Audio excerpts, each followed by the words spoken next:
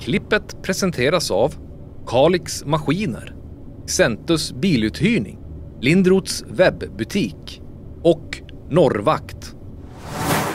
Ja, välkommen till Vårat Gäng, en podd av och med Luleå Hockey. Och idag sitter vi tillsammans med guldhjälten Brian O'Neill. Welcome here. Thank you.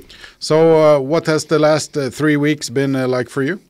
Yeah, the week after, one of the best weeks of my life. Obviously, coming down from a high like that is a bit challenging mentally, but got to go home, see the family for a bit, and I'm now glad to be back in Luleå.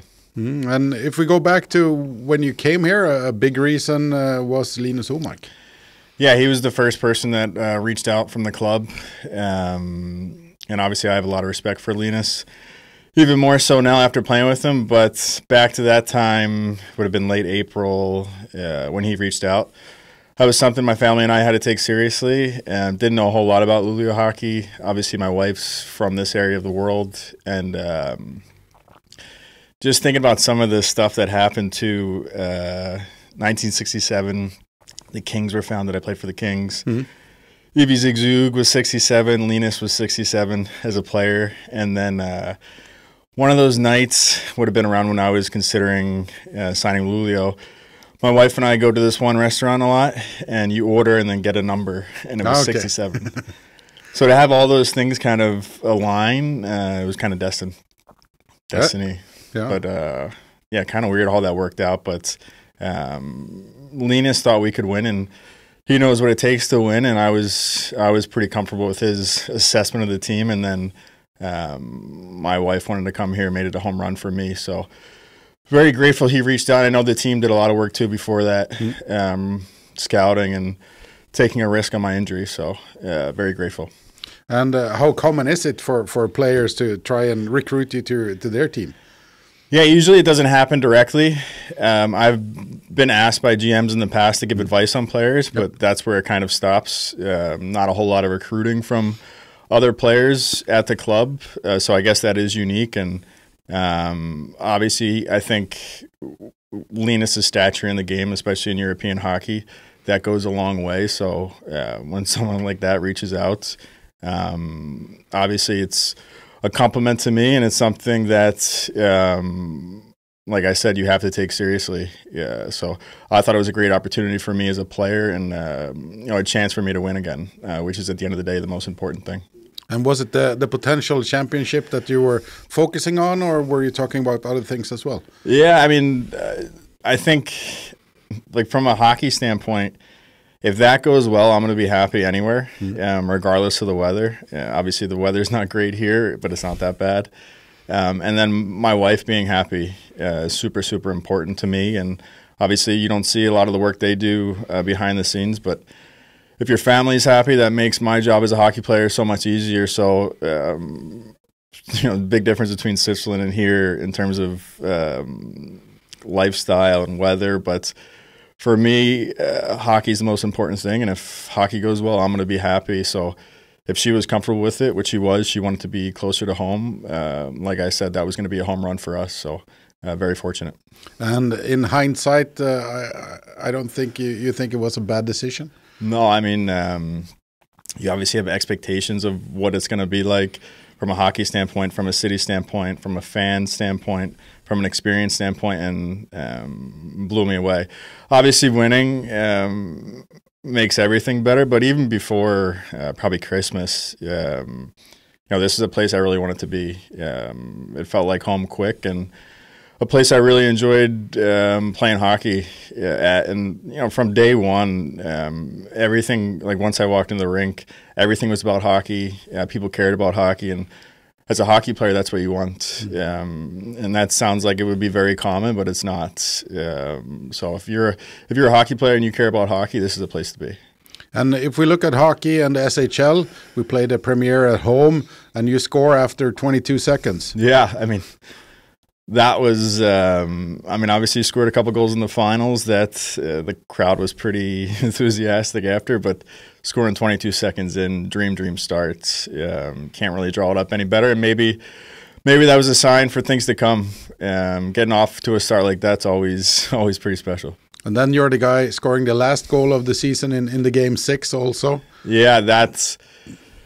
I mean, you never want to get ahead of yourself, but, you know, when we made it 5-1, you kind of knew it was over. So scoring that goal, an out-of-body experience for sure. And I think you saw that with the response of the crowd.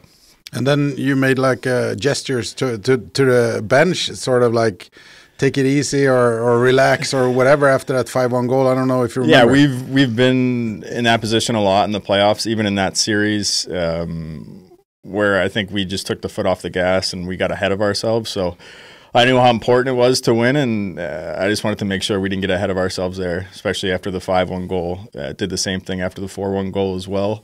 Leads like that can disappear pretty quickly against a team like Brynäs. So to stay that focused, was it easy, or did your body or whatever want to get ahead of yourself? No, I mean, even when we were up 3 goals with, I don't know, 8 minutes left, you still think, hey, there's a chance we could lose this. I think that's just human nature, and it's why it's so hard holding on or playing your game when you're up 3-0 or by 3 goals. So I just wanted to make sure we didn't get ahead of ourselves and got the mission accomplished. I've talked to some guys on the team, and they think you're like a steady point within the team. I don't know how to describe it in English, but how do you feel about your own position when games are on the line and what you can do with your experience?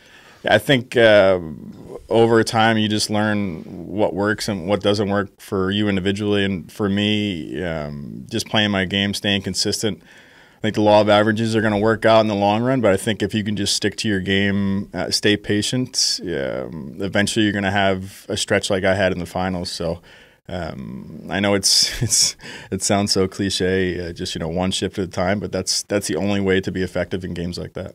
And coming into the Swedish league, you have a really long career before that, but no experience of playing here. What did you expect, and how was it like the first season? I knew it was going to be tough from a physical standpoint, a skating standpoint, and obviously the parity in the league. There aren't a lot of easy games, so if you're expected to put up points, I think sometimes it's easy to lose patience, right? You're not going to put up 60, 70 points in a league like this, or maybe some guys would, but I knew not to expect that. So coming into this year, just staying patient, not worrying about the results too much, and just making sure I play my game, and hopefully it's good enough. And you never know. I mean, you see a lot of guys have issues with this league, but the fact that we had a really good team definitely helps because, like I said, teams 1 through 14, any given night you could lose at home or away. So really tough league to play in. And I guess regardless where you've played, the players come together as a group. But how would you describe the group that we've had here? It takes a lot of pressure off of guys like Linus and I when you have Eric. Yeah, he's the foundation, and him leading by example every day, whether it be in the gym or on the ice, definitely sets the bar, right? And everyone's trying to reach his level. So just very grateful to have him on the team. And he's the captain, and if you would compare him to other captains you've had over your career? I think, to be honest, I've always thought that it should be a well-rounded defenseman like him. He's going to play the most every night, and the little things he does is going to be pretty obvious every night, at least to the players on the team. He's one of the best captains I've had. I've had the luxury of playing with some really high-level players in Europe. Peter Regan is a captain, Jan Kovacs is a captain, and Eric is no different. Just a tremendous ability to work every night. I mean, some of those nights in the middle of the year, he's playing close to 30 minutes at a high level, and then to come back after 2 different injuries or same injury, and then play the way he did the last 10, 15 games of the playoffs, remarkable. And then yourself, you were picked an assistant captain your first year with the team. How did that make you feel? I think sometimes you look at age and it's easy just to give it to the older guys, but obviously it's a big responsibility, and the fact that Boulon trusted me with that gave me a lot of confidence early. And you don't need an A or a C to lead, but obviously it gives you some confidence. And like I said, to have the group we had, it makes my job pretty easy. The culture that they've created here the last 5 to 7 years, it makes it pretty easy being a leader in this organization. So it wasn't too hard of a job. And then with coaches, with Bulan, Street, and the other guys, how has that been? Of Streed, the first conversation I had with him when I got here, he said in the middle of the conversation, "Hey, don't worry, we take care of everyone here," and that kind of put me at ease. And I could see that throughout the year. And then Antti, he's like kind of an amazing gateway to that coach's room, where sometimes it's hard having really transparent conversations with coaches, but I thought he did a great job of talking to all the guys in the locker room and then relaying that message to the coaching staff. And then Raj thought he did a great job with the power play. We struggled a bit at times, but he never panicked, and he trusted us. And I think at the end of the day, you saw that in the final series where we were pretty great. And then obviously, I think Gustan's one of the best goalie coaches I've seen, at least in Europe. Just an amazing knack for what the other goalies are going to do, what we should do, and not giving us too information where it's going to cloud your mind. So special coaching staff. And then obviously, Bulan, I think the fact that he holds guys accountable every day is an underrated skill set. That takes a lot of commitment. And sometimes, obviously, guys are going to have a hard time dealing with that, but that's the only way to win. And I think the one thing that makes it work is he's a good person, and he's fair, or he tries to be fair at the end of the day. So, if he's wrong, he'll come and admit that. But the fact that he can stay disciplined and hold guys accountable every day, that's a special skill. We're a club which takes a big pride in the work ethic that we have here. How did you feel that you would fit in there? I knew there was going to be a good fit. I did my homework, and I want to go to clubs that they value that, right? Not every club, that's the number one priority, but here, even just with the city, the mentality of the team here, if you work hard, they're not going to give you a free pass, but they'll treat you differently. So I knew that was going to be a good fit for me, and one of the big reasons why I chose Luleå. So as a leader, as a more experienced guys, what do you try to give to the younger players? You've had a chance to play with Isak, for instance. Yeah, I think I've learned a lot about this as I've grown into a leader, and I think early on in the year you want to be hard on guys, make sure they're playing the right way, and then the closer you get to playoffs, you just be super, super positive because at that point the work's already done, or hopefully the work's already done. I think you saw that with Isak too. The player he grew into from September all the way until May, just remarkable. And I'm excited to see what he does in the rest of his career. I'm impressed with your preparations for games and the focus. How is it being a professional hockey player, and how important is it to stay that focused all the time? Yeah, I think my injury last year definitely probably took my focus and dedication to a new level where you don't take anything for granted, right? And, you're not going to – I told the guys this before the playoffs started. This is my 14th year pro, and maybe 3 or 4 times we had a real chance to win before the season. And obviously the season might not go as planned, but going into playoffs, I knew we had a good chance, and you can't squander those opportunities. You're not going to win every time, but you got to do everything you can to give yourself a chance to win because it is so rare. And if you look at some of our players like Pontus Sjölin, Jonas Berglund, Einar, they've had 500 games for this team without winning, and seeing them out on the ice afterwards was a great experience for me, and I guess for you as well. I think those guys are the foundation of the team, right? That's the true core. And they're all the one thing when you bring up those 3 names, I just think team first right away. I think a lot of guys, they'll say that they're team first, but you see certain things throughout the year that are somewhat selfish. But those 3 guys always are class when things aren't going their way, and that's something you always respect as an older player after going through some ups and downs. So having those 3 guys, carry the culture of Luleå hockey, it's always going to be in good hands. And as you mentioned, of course, you like to score points, and you had that run, especially in the finals. But before that, everything weren't really going as I guess you wanted it to in the quarterfinals and start of semis. But you had that work, and you shown with your physical game and everything that you wanted to contribute. How important was that? I mean, you're not the biggest guy on the team, but you played amongst the biggest. Yeah, I think, I thought going back to the quarterfinal series, I was playing pretty good hockey and just not seeing a whole lot of results. And then I got pretty sick and then kind of was not playing my best for 3 or 4 games. But when you're not scoring, you got to find ways to contribute, right? Regardless of how talented you are or where you are in the lineup. And you know, when you're not scoring, that feels helpless sometimes. But the one thing you can control is work ethic, and everyone can be physical if they want to be physical. So that's something that I've learned over my career, and I think it's really important over a long series. You gotta prepare to play 7 games, and if you're going to take a piece out of them every night, it's going to pay dividends come Game 6 or Game 7. You were talking about you being ill, but still playing. We had a lot of guys who were injured. I mean, we hardly had any defensemen in the quarterfinals.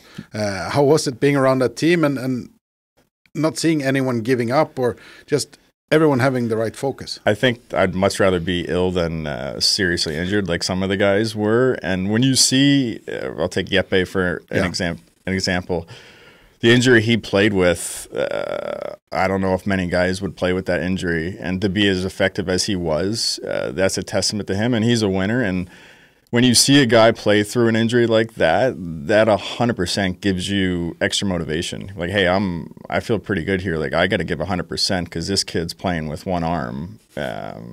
Just remarkable what he did. Yeah. And if we look back at the quarterfinals, what do you think about playing against Växjö?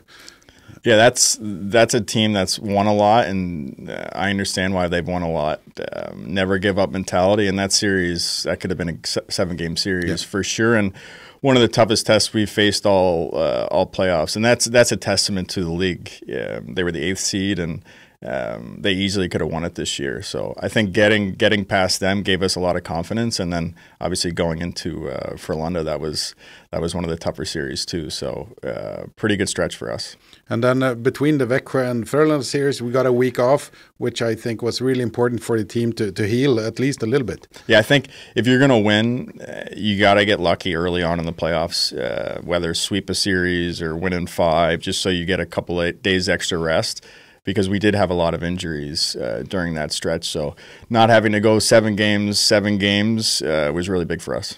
And then the Frölunda series, which was really tough. When you look back at it, what do you think? I just think Game 4, Linus, I mean, that series is in a really bad spot for us if we go down 3-1. And obviously everyone knows the story about before Game 4. You know, he was put on the 4th line, and then I was sitting right next to him in the locker room, and he took that information, digested it, didn't do anything, and then he plays great hockey in that Game 4 and gets moved up to the lineup by the end of that game, and then scores, obviously, to tie it up, and then that goal in overtime. I think that's the fastest I've ever seen him skate. And I think when you look back upon Linus, and I was talking to an old equipment manager that I had that has, you know, been in the rink with when he's been playing quite a bit, and the one thing he says, like, hey, that kid's way tougher than people give him credit for, and you saw that in Game 4. I mean, he doesn't need to do something like that, and he could have, you know, sulked and had a bad attitude, but he did anything but that. And then to have 2 goals in a game like that, in a building like that, in a moment like that, I'll remember that for the rest of my life. And it's no coincidence that it is a guy like him scoring those 2 goals. Yeah, I mean, it's the one thing about Linus is he could have the worst game of his life in a previous game, and then the next game he completely forgets about it, and he might be the best player on the ice. That's such a hard skill to learn, and that mentality is very rare, even amongst professional athletes. So a testament to him and his mentality. And then we went into the final series against Brynäs. What did you think before that final series? I knew it was going to be tough, but the one thing I did like was obviously that first game at home when we have 8 shots. That was a pretty humbling moment for us. But the other 3 games, we were very, very competitive, especially in their building. And obviously, if you're going to be the lower seed, you're going to have to win a couple games probably in their building. So that was the one thing that gave me a lot of confidence. And then I knew 5-on-5, they were going to be probably the toughest challenge we had, but we had a really good goalie. Yeah, and at the end of the day, if you don't have goaltending, you're not going to win. And you guys were down 1-0 after the first game. It was an overtime game, and we got the chance by having Ward in net to actually win that game as well. Your thoughts about the first game, and also let's start there. Yeah, so the first game, I thought we actually played really well up until the 10-minute mark after we scored. And to lose the game, so after that 10-minute mark, they score, and then obviously they took it to us for a little bit, but we still had chances. And to lose a game like that on the road, especially when you just have to win one of those games, it felt like we lost an opportunity there. But to our team's credit, we really never had an issue this year when something really bad happened and bouncing back. Yeah, I thought the resiliency in our group was incredible all year, and you saw that. We bounced back in game 2 and win that game, and that was huge. I mean, going down 2-0, even though we're coming back home, that would have been a tough hole to dig ourselves out of. I love the feeling in the dressing room after game 1, even if we've lost. I mean, there were no, like, it's just focus on next game. Everyone was out doing media, just 100% focused, didn't care that you guys were tired or whatever. It was all about getting prepared for that second game. Yeah, I mean, I saw that all year, and goes back to Eric and his leadership. You know, he sets the tone there, and obviously the coaching staff did a good job, but there was never a moment after that game where we didn't think we were going to win the series. It would have been one thing if we got smoked the whole game. That would have been a tough pill to swallow, but we knew we were going to be in that series, and like I said, you know, you're preparing for 7 games. Did I think we were going to win in 5 games? No, but I knew we had a pretty good chance after the way we played in game 1. And you had a chance also to share this final experience with your dad, who was here watching the games, and I saw some interview with him in TV where he had really nice things to say about Luleå and the atmosphere. Yeah, he hasn't been over to see me play too much, and obviously in North America, the American League, not even close to the atmosphere that the SHL has. Obviously our barn is unique, but to have him experience a moment like that, you know, one of the bigger moments, game 3, game 4 at home, something he's always going to remember and something I'll take with me the rest of my life. You know, who knows how many chances I'm going to get to play really, really meaningful hockey in front of him. So to have him come and see those 2 games, even though we lost game 4, tremendous. And obviously he hasn't never been to a European football game, but I think that's the closest thing you can get to. So pretty cool. And what did you guys talk about after winning the championship? He told me after game 4, I started playing some of my best hockey, games 3 and 4, and he'd see me play not every game, but most of the games in my career, and he knew after game 4 that we were going to be okay. Obviously, at that point, it was 2-2 in the series, so I wasn't 100% confident, but he told me right before I dropped him off at the airport, hey, you guys are going to win this series, and he was right. Has it been opportunities during your career that you might have wanted to share with your family the way that you were able to now? Yeah, so many. Hard to think of all of them. But yeah, I mean, it's one of those things. Playing in Europe and having those, my parents both work still, and it's tough travel. So I know it's not realistic for them to come over every year. So you have to take advantage of the moments that you do get with them. And obviously, I think seeing hockey live, especially at a rink like ours in front of our fans, dream come true. And then to be able to win it at home, how was it being there on the bench and on the ice together with your teammates and then all of the fans who were coming into the ice? Yeah, I mean, when I woke up Thursday for game 6, it's a 2:00 game. It's a holiday. The weather's perfect, and to be honest, I don't get too nervous before games. But my wife knew, right at breakfast, like, hey, something's different today, and I had to take a 40-minute walk that morning just to think about something else, because you're always having these micro experiences with fans around the city, and I think eventually that just builds up, and it might create a lot of anxiety. And for me, it did a little bit, but once the puck dropped, it was over.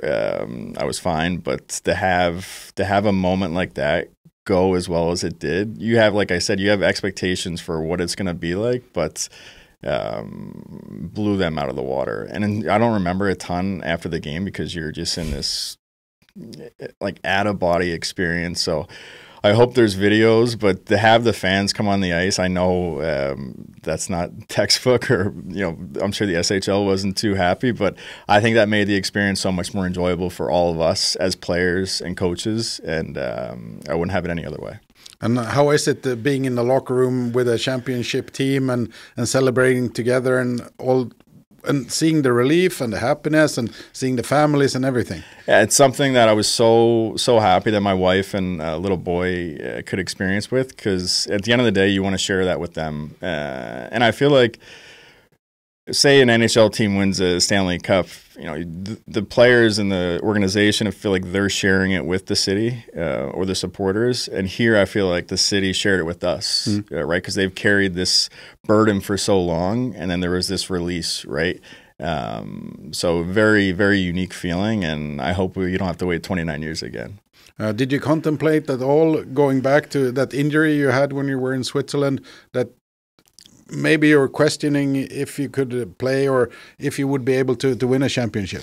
Yeah, I mean, the injury happened December 9th. I had surgery, or spinal fusion surgery, December 21st, and probably the next 3 weeks, especially after the holidays, you realize, you know, what it did to your family and what it did to my wife, and you don't know if you want to play hockey again just because of those reasons. And obviously, there's a huge risk. You know, I was almost paralyzed.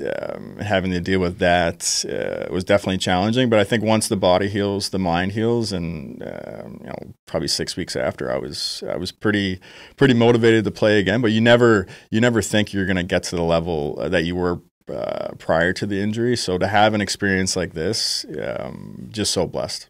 And if we go back to the celebrations, how is it being on a team with a lot of Finns? Oh, Finns.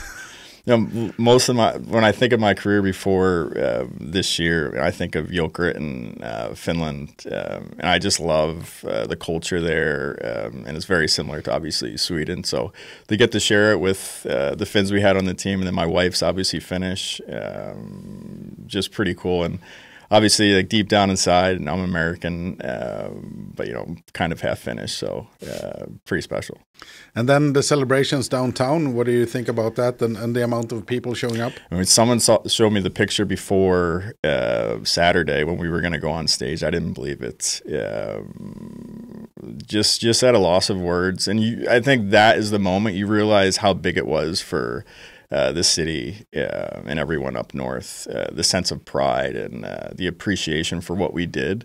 And like I said, you know, the city shared it with us. And obviously we were the team that did it, but so many teams in the past that have helped build up this culture and this fan base, and the fans sticking with this organization for so long after so many hardships. It's a really cool story. And then afterwards, when everything was done there and we were going to the buses, you and Eric were among the latest because you didn't turn down anyone for an autograph. You like made sure to give back to anyone who wanted. Yeah, I mean, we're in such a privileged position to get to play for this club in front of this fan base on a nightly basis.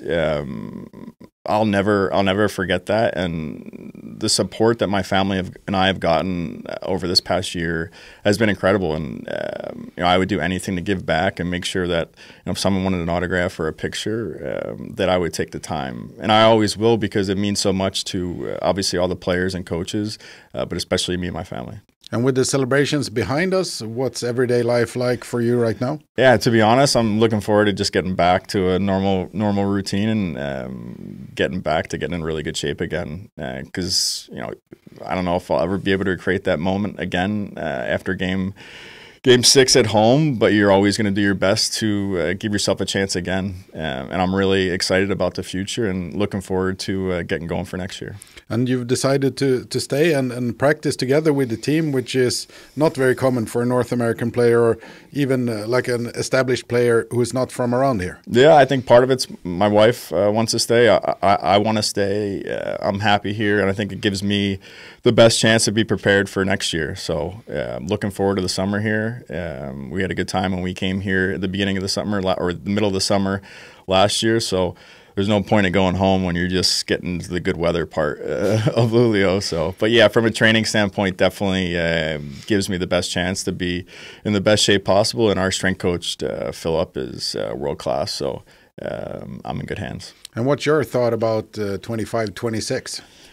Yeah, the CHL is going to be going to add a little bit more hockey. But I played in it with Zug after they won a championship, and I think the first 4 games is great. It's going to prepare us for the season. It's just how do we manage the rest of the year. So that'll be a little bit different compared to last year. But looking at the roster that we're going to have next year, definitely have a pretty good chance. But I mean, this league is so tight.